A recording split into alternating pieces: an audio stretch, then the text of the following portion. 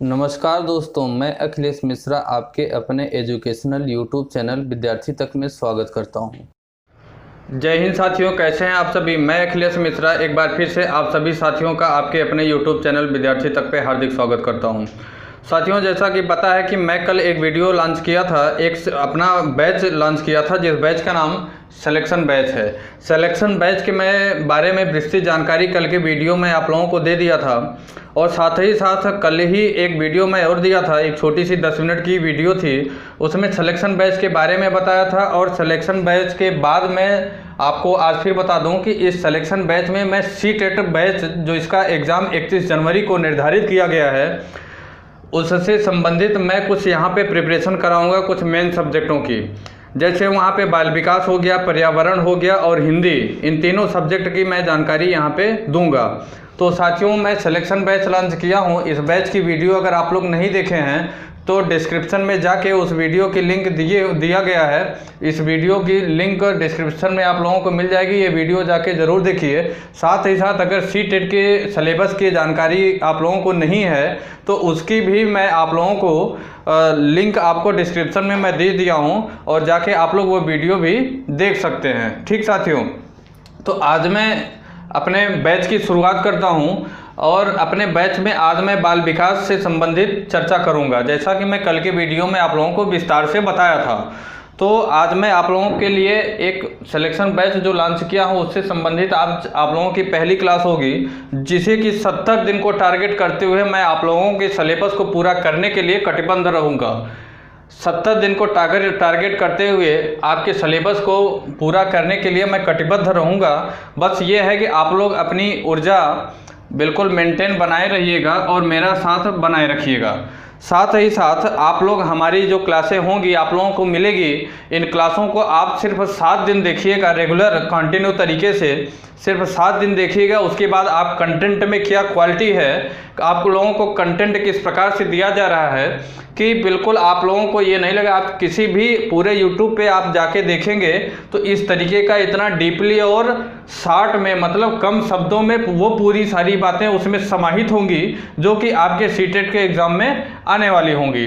तो साथियों, आइए हम लोग अपने क्लास को स्टार्ट करते हैं। ज़्यादा डीपली जानकारी के लिए डिस्क्रिप्शन में लिंक दिया हुआ है। एक सिलेक्शन बैच के बारे में वीडियो है, दूसरा सी-टेट के सिलेबस के बारे में विस्तार से चर्चा किया गया है। लेकिन हमारी ये जो क्लासें होंगी ये सी-टेट को टारगेट तो किया ही जा रहा है। सी-टेट को टारगेट करने के लिए मैं इसलिए कह रहा हूँ कि 70 दिन का मेरे पास टाइम है, ऐसा मैं मान के चल रहा हूँ।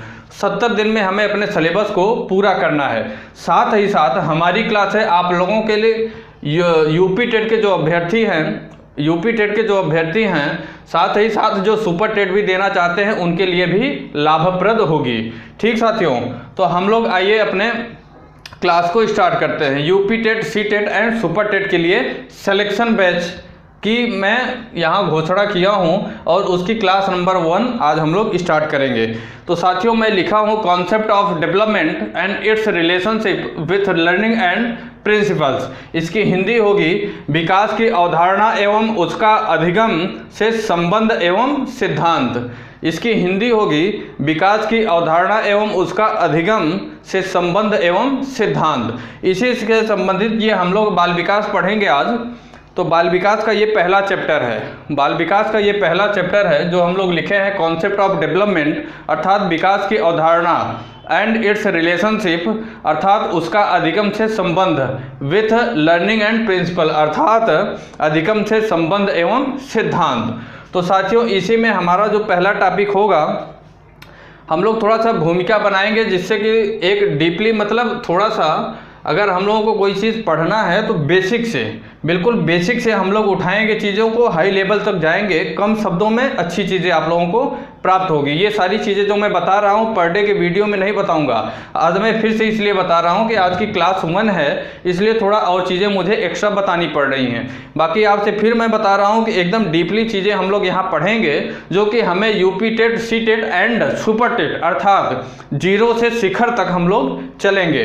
बिल्कुल बेसिक से हाई लेवल तक की पढ़ाई हम लोग यहाँ करेंगे। ठीक साथियों, तो इस संबंध में हम लोग पढ़ेंगे जिसमें हमारा इसी में एक पार्ट आता है शुरुआत में कि बाल विकास की संकल्पना, ठीक, कॉन्सेप्ट ऑफ चाइल्ड डेवलपमेंट, बाल विकास की संकल्पना। साथियों, बाल विकास की संकल्पना की बात करेंगे। बाल विकास की संकल्पना अर्थात concept of child development.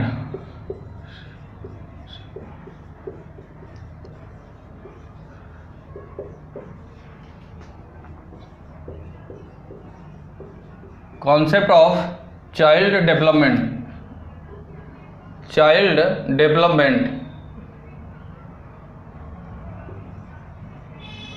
Concept of child development.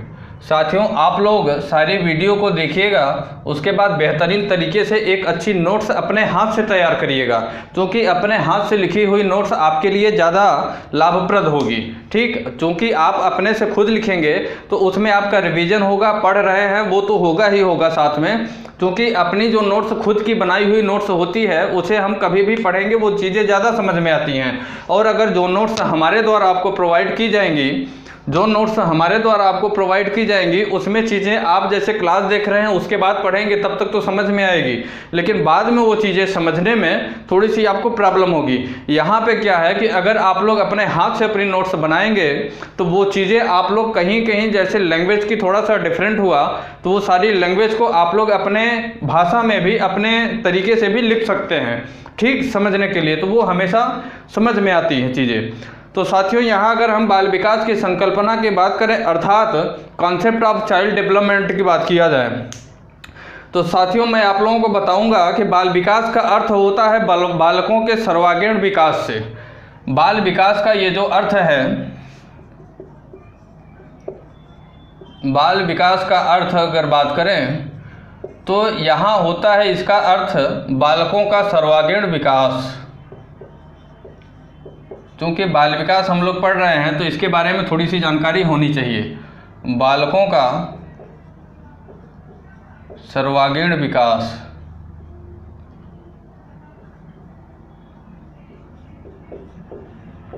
बालकों का सर्वांगीण विकास क्या है? बालकों का सर्वांगीण विकास, बाल विकास का अर्थात होता है बालकों का सर्वांगीण विकास, अर्थात बालकों का हम किस प्रकार से विकास कर सकते हैं, चाहे वो मानसिक हो, चाहे वो फिजिकली हो, चाहे वो मतलब इस तरीके से किसी भी प्रकार की विकास हो, ठीक ना। तो बालकों का हम लोग विकास किस प्रकार से कर सकते हैं, इसमें हम लोग बाल विकास वाले पार्ट में, बाल विकास में हम लोग ये पढ़ेंगे। बालकों के विकास से संबंधित है वो, चाहे किसी भी मतलब हर स्तर से, चाहे वो मान लीजिए कि चाहे सोचने की क्षमता हो, चाहे लिखने की क्षमता हो, चाहे मतलब इस तरीके की कोई भी प्रवृत्ति अगर बालकों की है तो उसका सर्वांगीण विकास के बारे में हम लोग बाल विकास के संबंध में पढ़ेंगे। साथ ही साथ साथियों हम आपको बताएं कि बाल विकास का अध्ययन करने के लिए विकासात्मक मनोविज्ञान की एक अलग शाखा बनाई गई है। बाल विकास का अध्ययन करने के लिए, बाल विकास का अध्ययन करने के लिए विकासात्मक मनोविज्ञान की, विकासात्मक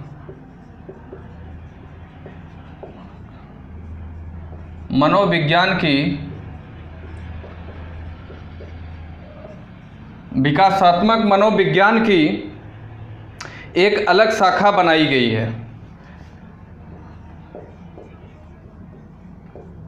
एक अलग शाखा बनाई गई है।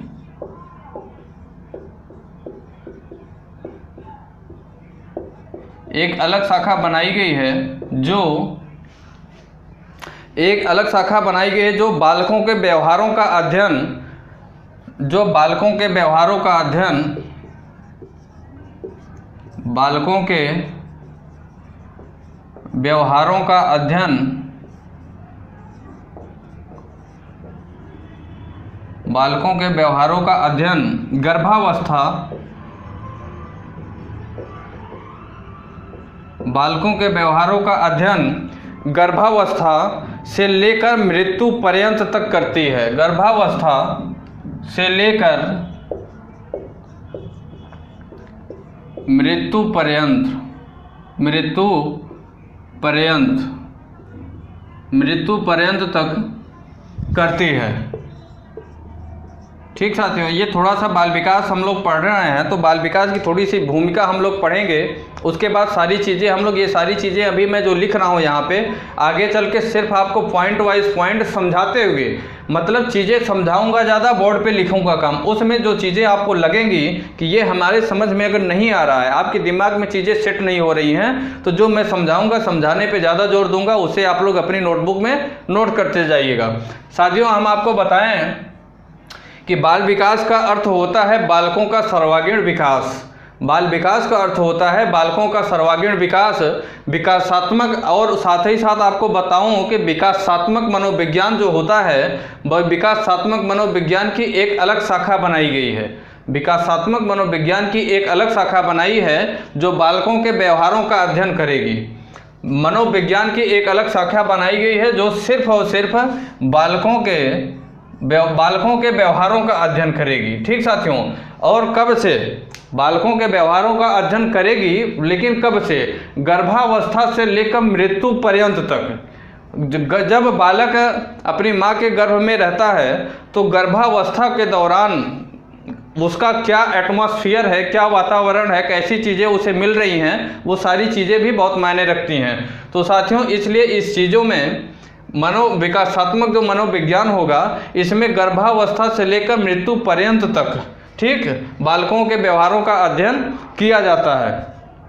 साथ ही साथ मैं आपको बताऊं कि परंतु वर्तमान में इसे बाल विकास में परिवर्तित कर दिया गया है। ये जो होता है बाल विकास का सर्वांगीण विकास, ये विकासात्मक मनोविज्ञान की एक अलग शाखा बनाई गई है जो बालकों के व्यवहार का अध्ययन करेगी, लेकिन गर्भावस्था से लेकर मृत्यु पर्यंत तक। लेकिन इसके बावजूद भी मैं आपको बताऊं कि वर्तमान में इसे बाल विकास में परिवर्तित कर दिया गया है। ये जो विकासात्मक मनोविज्ञान की जो अलग शाखा बनाई गई है जो व्यवहारों का अध्ययन करेगी, इसे बाल विकास के रूप में इस समय परिवर्तित कर दिया गया है। परंतु इसे यहाँ लिख सकते हैं, इसे बाल विकास अर्थात चाइल्ड डेवलपमेंट,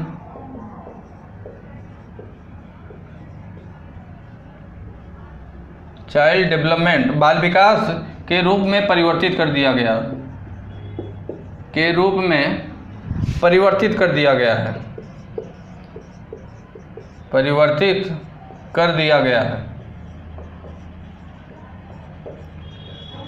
कर दिया गया है। ठीक साथियों, लेकिन क्योंकि परिवर्तित क्यों किया गया, इसकी भी यहाँ हम लोग चर्चा कर देते हैं। ठीक, परिवर्तन इसलिए किया गया क्योंकि मनोविज्ञान का अर्थ होता है केवल बालकों के व्यवहारों का अध्ययन किया जाना। मनोविज्ञान का अर्थ होता है केवल बालकों का अध्ययन किया जाना।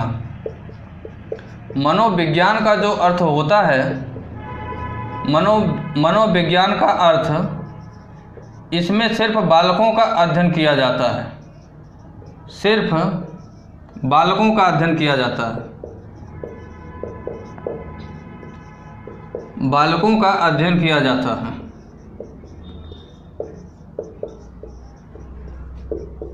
बालकों का अध्ययन किया जाता है। लेकिन और साथ ही साथ आपको बताऊं, जबकि बाल विकास का क्या अर्थ होता है कि बाल विकास में उन सभी तथ्यों का अध्ययन किया जाता है जो बालकों के व्यवहारों को एक निश्चित दिशा प्रदान करती है, ठीक, और विकास में सहायता प्रदान होती है। बाल विकास का अर्थ होता है, बाल विकास का अर्थ होता है कि बालकों के उन सभी तथ्यों का अध्ययन इसमें किया जाता है, उन सभी तथ्यों का अध्ययन किया जाता है जो बालकों के व्यवहारों की एक निश्चित दिशा प्रदान करती है। उन सभी तथ्यों का अध्ययन किया जाता है जो बालकों की दिशा के एक निश्चित, जो बालकों के विकास की एक निश्चित दिशा निर्धारित की जाती है, या जिसमें बालकों के विकास में, बालकों के विकास की एक निश्चित दिशा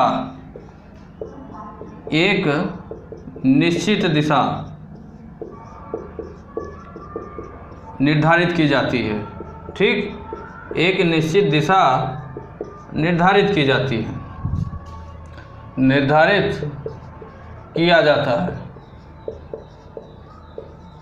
यहाँ आप फिर से समझिएगा कि बाल विकास होता है जिसमें बालकों का सर्वांगीण विकास किया जाता है, और उसी क्रम में मैं आपको बताऊं कि विकासात्मक मनोविज्ञान की एक अलग शाखा इसीलिए बनाई गई है जिसमें बालकों का अध्ययन किया जाएगा। मनोविज्ञान की एक अलग शाखा इसीलिए बनाई गई है बाल विकास, जिसमें बालकों के विकास व्यवहारों का अध्ययन किया जाएगा। उस अध्ययन के दौरान मतलब कब से कब के बीच में अध्ययन किया जाएगा, तो यहाँ आपको ये देखना है कि उस दौरान गर्भावस्था से लेकर मृत्यु पर्यंत तक बालकों का अध्ययन, बालकों के व्यवहार का अध्ययन किया जाएगा। लेकिन साथियों इसे बताऊं कि इसे ही बाल विकास के रूप में इस समय परिवर्तित कर दिया गया है। इसी चीज़ को जो विकासात्मक मनोविज्ञान है जिसमें बालकों के व्यवहारों का अध्ययन किया जाता है, इसी को इसमें बाल विकास के रूप में परिवर्तित कर दिया गया है। साथ ही साथ मनोविज्ञान का अर्थ क्या होता है? मनोविज्ञान में सिर्फ बालकों का अध्ययन किया जाता है, मनोविज्ञान में सिर्फ बालकों का अध्ययन किया जाता है, जबकि बाल विकास में बालकों के विकास की एक निश्चित दिशा किस प्रकार निर्धारित की जाए, एक अच्छी सोच कैसे किया जाए, बालकों का विकास किस प्रकार से हो या उसका डायरेक्शन क्या रखा जाए, किस प्रकार से बच्चों को इस प्रकार ऐसा वातावरण, ऐसा एटमॉस्फेयर दिया जाए, ऐसा माहौल दिया जाए कि बच्चों का एक निश्चित दिशा में, निर्धारित दिशा में विकास किया जाए, इसका यह अर्थ होता है। और साथ ही मैं आपको बताऊं साथियों कि एक विद्वान है, मनोवैज्ञानिक हैं, इसे आप लोग नोट कर लिए होंगे, ठीक। एक वैज्ञानिक हैं हरलॉक जी, क्या कहते हैं ये मैं आपको बताऊं। एक वैज्ञानिक हैं, विद्वान हैं, मनोवैज्ञानिक हैं, विद्वान हैं, वो क्या कहते हैं? हरलॉक जी साथियों कहते हैं कि बाल मनोविज्ञान का नाम इसलिए बदला गया क्योंकि अब बालक के विकास के समस्त पहलुओं पर ध्यान केंद्रित किया जाता है, ठीक। बाल मनोविज्ञान का नाम इसलिए बदला गया क्योंकि बालक के विकास के समस्त पहलुओं पर ध्यान देने की ज़रूरत है, किसी एक पक्ष में ध्यान देने की ज़रूरत नहीं है। ये हमारे जो मनोवैज्ञानिक हैं, प्रकांड मनोवैज्ञानिक हरलॉक जी का कथन है। हम लोग यहाँ फिर से आगे की बात करते हैं साथियों, ठीक। हरलॉक जी कहते हैं कि आपको यह बताया जाता है कि इसका नाम, मनोविज्ञान का नाम ही बदलकर इसको जो है बाल विकास क्यों किया गया? तो बाल विकास इसलिए किया गया, इस पे हरलॉक, मनोवैज्ञानिक हरलॉक का मत है, मनोवैज्ञानिक हरलॉक का मत है, मनोवैज्ञानिक हरलॉक, मनोवैज्ञानिक हरलॉक का मत है। ये क्या कहते हैं साथियों? ये कहते हैं कि मनोविज्ञान का नाम इसलिए बदला गया क्योंकि अब बालक के विकास के समस्त पहलुओं पर ध्यान केंद्रित किया जाता है। अब बालक के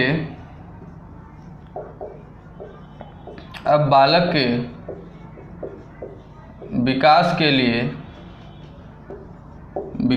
लिए विभिन्न पहलुओं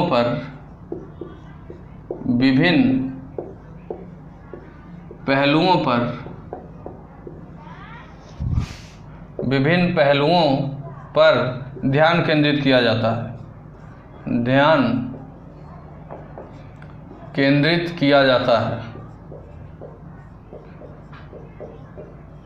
ना कि किसी एक क्षेत्र पर, ना कि किसी एक क्षेत्र पर या किसी एक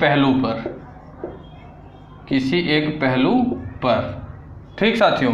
यह हरलॉक जी का मत है कि नाम बदलने का मेन कारण मनोविज्ञान से बाल विकास इसलिए किया गया क्योंकि अब बालक के विकास के लिए विभिन्न पहलुओं पर ध्यान दिया जाता है, विभिन्न पहलुओं पर रिसर्च किया जाता है, न कि किसी एक पहलू पे। ये हमारे विद्वान जो हरलॉक जी हैं उनका मत है, ठीक साथियों। साथ ही साथ बाल विकास के संबंध में अनेक विद्वानों ने अपने अलग अलग मत दिए हैं। बाल विकास के सिद्धांत के लिए अनेक विद्वानों ने अपने अलग अलग मत दिए हैं, उसके बारे में भी हम लोग यहाँ पे पढ़ते हैं कि कौन लोग अपना क्या मत दिए। एक हमारे मनोवैज्ञानिक, प्रकांड मनोवैज्ञानिक होते हैं क्रो एंड क्रो। कौन होते हैं? Crow and crow. Crow and crow क्या कहते हैं, उनके कथन को हम लोग देखते हैं। Crow and crow. Crow and crow के अनुसार बात करें अगर, क्रो एंड क्रो कहते हैं कि बाल विकास वह विज्ञान है, बाल विकास वह विज्ञान है जो बालक बाल विकास वह विज्ञान है जो बालक के व्यवहार का अध्ययन गर्भावस्था से मृत्यु पर्यंत तक करता है। बाल विकास वह विज्ञान है, क्रो एंड क्रो कहते हैं कि बाल विकास वह विज्ञान है, वह विज्ञान है जो बाल विकास वह विज्ञान है जो बालक के व्यवहार का अध्ययन, बालक के व्यवहार का अध्ययन, व्यवहार का अध्ययन गर्भावस्था से मृत्यु पर्यंत तक करता है, मृत्यु पर्यंत तक करता है। ठीक साथियों, और इन्हीं के साथ एक और हमारे मनोवैज्ञानिक हैं डार्विन जी। ठीक, डार्विन जी की अगर बात किया जाए तो डार्विन के अनुसार की अगर बात किया जाए, डार्विन की बात करेंगे हम लोग। डार्विन की अगर बात करें साथियों तो डार्विन जी कहते हैं बाल विकास व्यवहारों का वह विज्ञान है, बाल विकास व्यवहारों का वह विज्ञान है, व्यवहारों का वह विज्ञान है जो बालकों के व्यवहार का अध्ययन गर्भावस्था से, जो बालकों के व्यवहार का अध्ययन गर्भावस्था से मृत्यु पर्यंत तक करती है। ठीक साथियों, और इन्हीं के साथ हरलाख जी कहते हैं कि बाल विकास मनोविज्ञान की वह शाखा है जो गर्भाधान से लेकर मृत्यु पर्यंत तक होने वाली मनुष्य के विकास की विभिन्न अवस्थाओं में होने वाले परिवर्तनों का अध्ययन करती है। अर्थात हमारे जो मनोवैज्ञानिक हरलाख जी हैं वो कहते हैं कि बाल विकास मनोविज्ञान की वह शाखा है, बाल विकास मनोविज्ञान की वह शाखा है जो गर्भाधान से लेकर मृत्यु पर्यंत तक होने वाले, गर्भाधान से लेकर मृत्यु पर्यंत तक होने वाले मनुष्यों के विकास के विभिन्न अवस्थाओं में, मनुष्यों का विकास जो विभिन्न अवस्था होता है, हमारी किशोरावस्था होती है, शैशवावस्था होती है। ठीक, इस प्रकार से जो अवस्थाएं होती हैं उन विभिन्न अवस्थाओं की बात यहाँ पे करता है। ठीक, उन विभिन्न अवस्थाओं पे उसकी चर्चा किया जाता है। जैसे हमारा शैशवावस्था हुआ, बाल्यावस्था, किशोरावस्था, प्रौढ़ावस्था। इनके कहने का मतलब कि इन सभी अवस्थाओं पे, विभिन्न अवस्थाओं में होने वाले परिवर्तन, मतलब कौन कौन से अवस्थाओं में कौन कौन सा अध्ययन हो सकता है उसकी बात ये करते हैं। कौन? हरलाख के अनुसार। ठीक साथियों, ये मैं आप लोगों को बताया। अब इसी क्रम में हम लोग अगर देखें तो बाल विकास की आवश्यकता क्यों पड़ी। ठीक, क्या बात करेंगे हम लोग कि बाल विकास की आवश्यकता, मतलब बाल विकास अध्यापकों के लिए किस प्रकार आवश्यक है या क्यों आवश्यक है, इसकी चर्चा हम लोग करेंगे। कौन कौन से विज्ञानों का क्या क्या मत था, विद्वानों का, वैज्ञानिकों का, इसके बारे में हम लोग चर्चा किए। अब हमारा अगला पॉइंट आता है इसी में, अगले पॉइंट की साथियों बात करेंगे।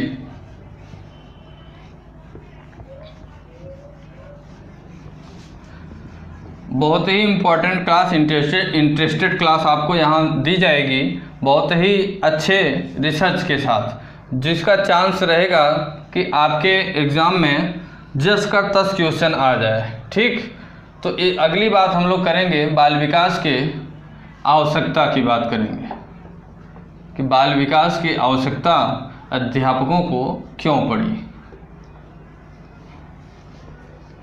हम लोग लिखेंगे बाल विकास की आवश्यकता, अर्थात need of child development, need of child development, need of child development, बाल विकास की आवश्यकता। ठीक, बाल विकास की आवश्यकता की अगर बात करें साथियों, तो बाल विकास की आवश्यकता कई प्रकार से अगर देखा जाए तो पड़ती है। जैसे अगर हम बात करें कि बालकों की मनोरचना की जानकारी प्राप्त करने के लिए, पहली बात अगर होती है बालकों की मनोरचना की जानकारी हमें किस प्रकार से प्राप्त होगी, इसलिए हमें बाल विकास की आवश्यकता पड़ी। तो यहाँ हम लोग लिखते हैं कि बालकों की मनोरचना की जानकारी, बालकों की मनोरचना की जानकारी, बालकों की मनोरचना की जानकारी प्राप्त करने हेतु,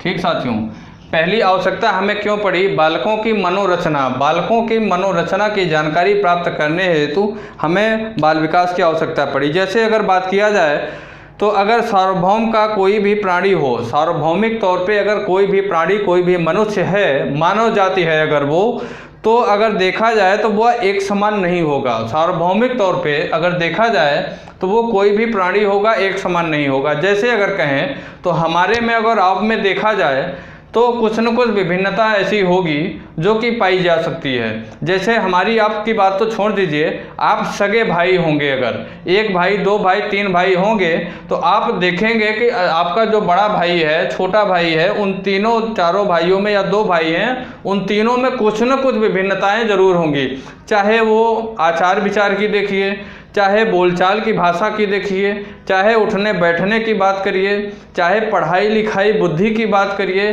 चाहे सोशल वर्क की बात करिए, या तो फिर माता पिता के प्रति लगाव या रुचि, या इस तरीके से किस प्रकार से सोचा जाए कुछ चीज़ों को, उन किसी न किसी चीज़ में विभिन्नता जरूर आपको पाई जाएगी।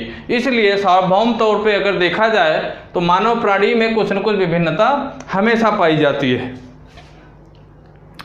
तो एक समान नहीं होती। ठीक उसी प्रकार कोई भी दो बालक एक प्रकार नहीं हो सकते। सभी की मनोरचना, मस्तिष्क रचना भिन्न भिन्न की होती है। मतलब उसकी मस्तिष्क की रचना, सोचने की क्षमता अभी जो मैं आपको बताया वो भिन्न भिन्न हो सकती है। ठीक साथियों, लेकिन अध्यापक को यह सुविधा प्राप्त नहीं है कि प्रत्येक बालक को उसकी अलग अलग मनोरचना के अनुसार शिक्षा प्रदान किया जाए।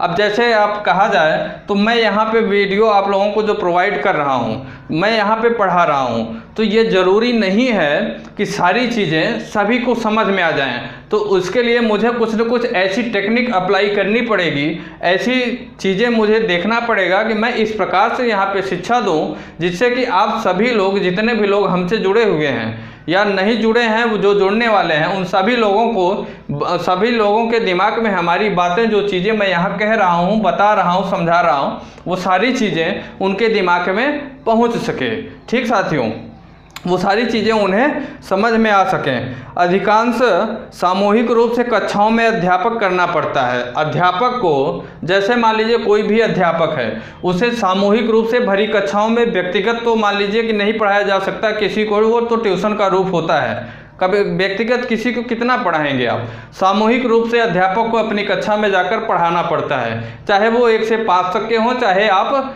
6 से 8 तक के हों। अगर आप लोग पढ़ाते भी होंगे तो आप लोग सामूहिक रूप से वहाँ पढ़ाने का कार्य, शिक्षण का कार्य करते होंगे। पार्टिकुलर एक एक बच्चे को, जैसे अब मान लीजिए कि कक्षा 5 में आप पढ़ा रहे हैं, उसमें आपके 50 बच्चों का एडमिशन है। अब क्या आप 50 बच्चों को आप सबके घर पे जाके या अलग अलग बैठा के पढ़ाएंगे? ऐसा संभव नहीं है। इसलिए उन सभी 50 बच्चों को आप अलग अलग बैठा के नहीं पढ़ा सकते, उन्हें आप एक सामूहिक कक्षा में ही बैठा के पढ़ाएंगे। तो वहाँ आपके पास कुछ ऐसी टेक्निक होनी चाहिए, क्योंकि इस 50 बच्चों में सभी समान रूप से नहीं होंगे बच्चे। सबकी क्षमता एक जैसी नहीं होगी। कुछ बच्चे होंगे जो आपकी चीज़ों को जल्दी कैच करते होंगे, कुछ बच्चे होंगे जो आपकी बातें नहीं मानते होंगे, कुछ बच्चे होंगे जो आपकी बातों को कैच करना चाहते हैं फिर भी नहीं कैच कर पा रहे हैं। तो वहाँ आपको कुछ इस प्रकार की टेक्निक अप्लाई करनी पड़ेगी कि आपकी सारी चीज़ें वो अच्छे से समझ में आए बच्चों को। ठीक साथियों, तो इस वजह से बालक की व्यक्तिगत विभिन्नता को समाप्त नहीं किया जा सकता है। ऐसी दशा में शिक्षक मनोविज्ञान का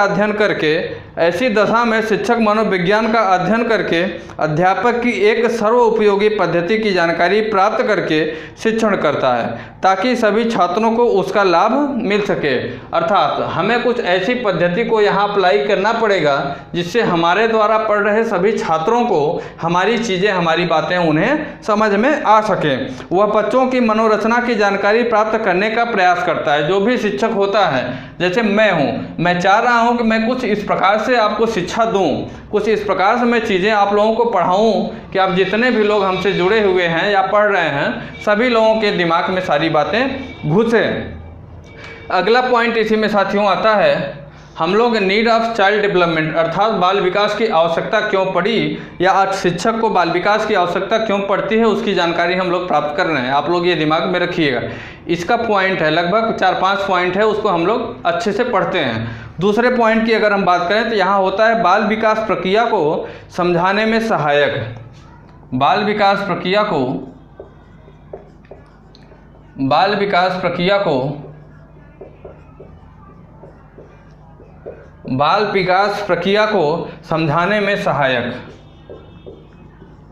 समझाने में सहायक। ठीक साथियों, अगर बाल विकास प्रक्रिया को समझाने में सहायक की बात किया जाए, किस प्रकार से सहायक होगा बाल विकास, किसी भी प्रक्रिया को समझाने में किस प्रकार सहायक होगा, इसके कहने का मतलब यह है। तो साथियों, इसके अनुसार अगर देखा जाए तो विभिन्न नियमों एवं सिद्धांतों के अनुसार की अगर बात करें हम लोग, विभिन्न पद्धति की अगर हम लोग बात करें, विभिन्न सिद्धांतों की बात करें, विभिन्न नियम जो हम लोग अप्लाई करेंगे समझाने के लिए, अगर उसकी बात करें तो प्रत्येक बालक का विकास व्यक्तित्व रूप से होता है। प्रत्येक बालक का जो विकास होता है उसके व्यक्तित्व के अनुरूप ही होता है। साथ ही साथ विशिष्ट व्यवहार करता है तथा क्षमताओं को ग्रहण करता है। जो विशिष्ट व्यवहार उसका होता है वो क्षमताओं को ग्रहण करता है।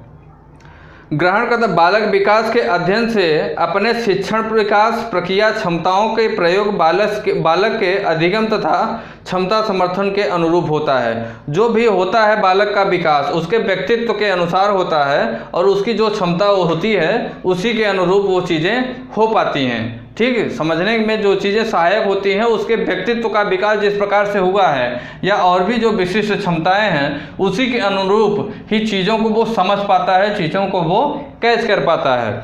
अब अगर तीसरी बात करें इसी में, तो बाल निर्देशन व परामर्श में सहायक किस प्रकार होता है। बाल विकास बाल निर्देशन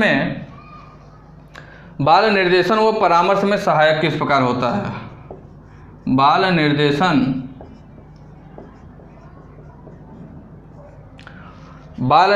व परामर्श में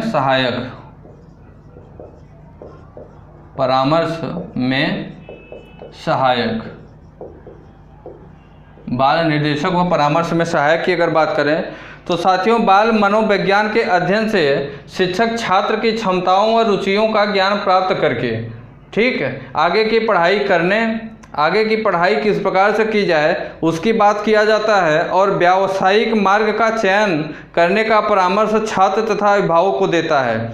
शिक्षक जो बाल निर्देशन होता है, वो परामर्श होता है, वो किस प्रकार से सहायक होता है। तो साथियों, बालक के जो भी एक्टिविटी होती है, जो भी क्रियाकलाप होती है, उसके व्यक्तित्व को वो भांपता है, उसके चीज़ों को यहाँ देखता है कि बालक की क्या क्रियाकलाप है, किस क्षेत्र में उसकी रुचि ज़्यादा है, किस क्षेत्र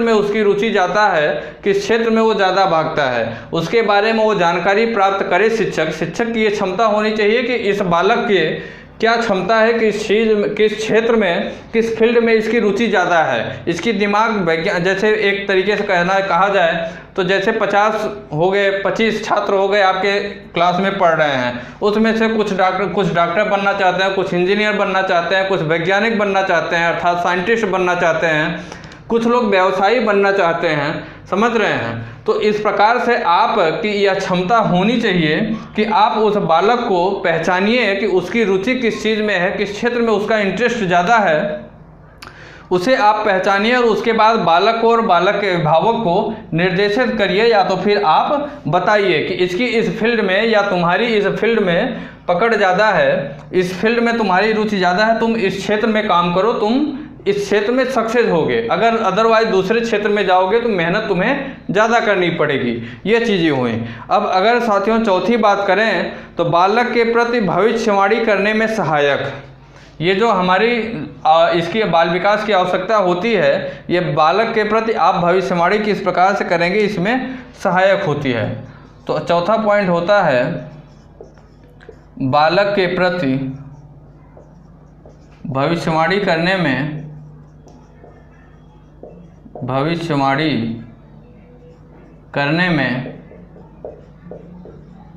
सहायक होती है। सहायक, ठीक।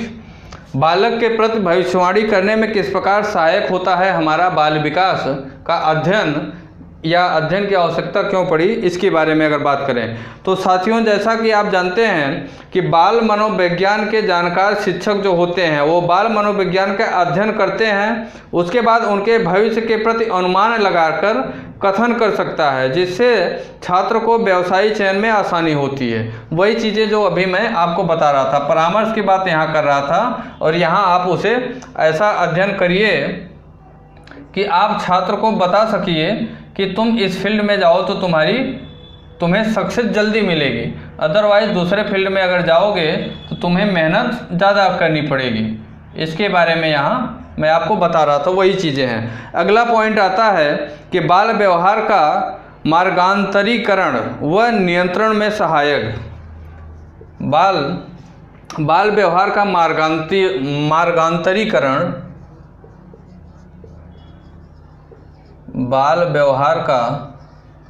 मार्गांतरीकरण,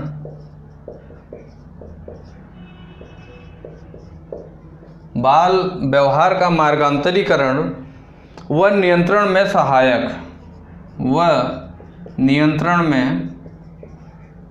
सहायक,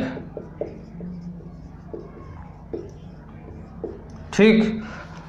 बाल व्यवहार का मार्गांतरीकरण व नियंत्रण में सहायक मतलब बाल विकास की आवश्यकता जो हमें पड़ी, वो बाल व्यवहार का मार्गांतरीकरण अर्थात बालक को उसके मार्ग को सही तरीके से बताना या विचलित मार्ग पर नियंत्रण करने में हमें किस प्रकार सहायक होगी। कुछ छात्र ऐसे होते हैं उसी में कि कुछ जो है व्यवहार में इतना प्रगाढ़ हो जाते हैं, कुछ बालक व समाज के प्रति अच्छा व्यवहार उनका नहीं रहता है, या टीचर के प्रति व्यवहार अच्छा नहीं रहता, या तो फिर मान लीजिए कि कुछ ऐसे छात्र उसी में मिलते हैं जिनका एक अलग जो है मतलब लाइन से एक तरीके से कहिए कि वो भटक जाते हैं, ठीक। उनका क्षेत्र संगति जो कहते हैं कि संगति उनकी विचलित हो जाती है, वो अपनी संगति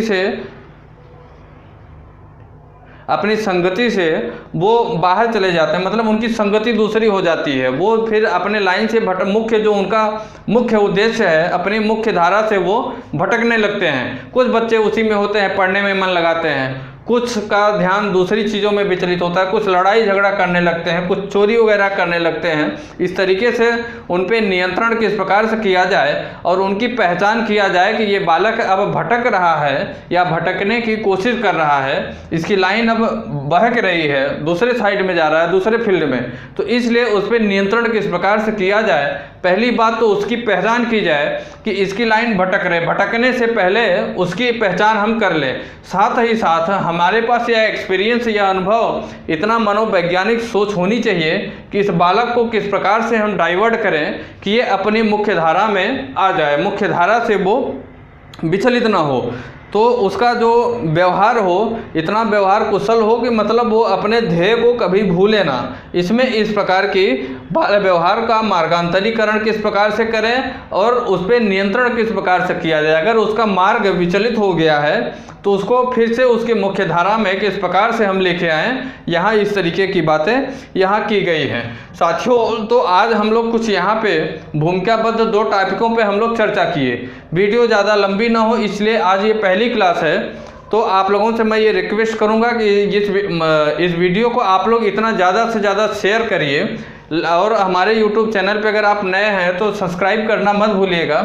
लाइक शेयर सब्सक्राइब बिल्कुल करिएगा। वीडियो को इतना ज़्यादा शेयर करिए कि और भी जो लाभप्रद विद्यार्थी हैं, लाभप्रद मित्र हैं हमारे, जिन्हें हमारे जैसे वीडियो की आवश्यकता है कि उनका भी भविष्य उज्जवल हो सके, तो उनके लिए ये वीडियो लाभप्रद हो। ठीक साथियों, तो ठीक है, इसी के साथ क्लास बहुत लंबी नहीं करेंगे। कल से हम लोग और विस्तृत और अच्छे तरीके से क्लास को कंटिन्यू करेंगे। ये हमारे सिलेक्शन बैच की पहली क्लास थी। ठीक, तो ठीक है साथियों, क्लास को ओवर करते हैं। जय हिंद, जय भारत। दोस्तों, अगर आप हमारे YouTube चैनल विद्यार्थी तक पे नए हैं तो लाइक करें, सब्सक्राइब करें और बेल आइकन को दबाना ना भूलें। धन्यवाद।